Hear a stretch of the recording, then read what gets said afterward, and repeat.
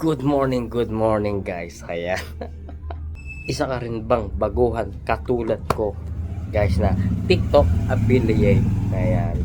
May pag-uusapan tayong isa guys na makakatulong sa ating pagti-TikTok affiliate. Ayan. Hindi lang kapal na muka ang ating dapat gawin guys. Siyempre yung ating pananalita.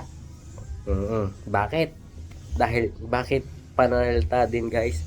Dahil kailangan din yan guys. Isa rin yan sa isang rason kung paano gaganda yung mga views natin. Nakita ko lang din naman to sa mga ibang influencer na syempre yung may mga na matataas na. Kailangan talaga daw yun guys. Syempre kung hindi ka naman confident sa mga sinasabi mo, kasi malalaman yan sa mga sinasabi mo guys, tapos yung tono ng pananalita mo. Hindi ba? Kasi guys, kung medyo nahiya ka sa tono ng pananalita mo at hindi ka kumbinsido sa mga sinasabi mo, lalayasan ka agad ng mga viewers mo guys.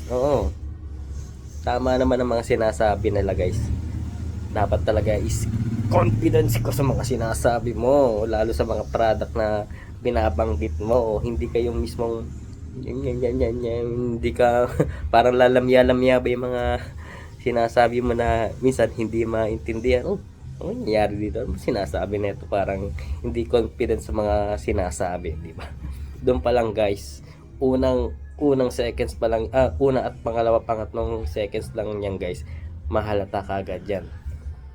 Scroll na kagad yan, hindi ka nababalikan yan pag ganyan na mga lalamya-lamya yung boses mo. Syempre naranasan ko yan, kaya medyo ini-improve na natin guys.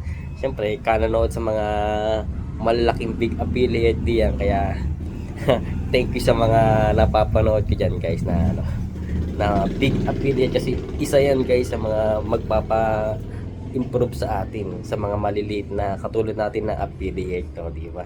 Kaya guys, improve lang natin mga sinasabi natin, pati yung mga dito yung kapal ng mukha, kailangan din niya. Yun lamang guys.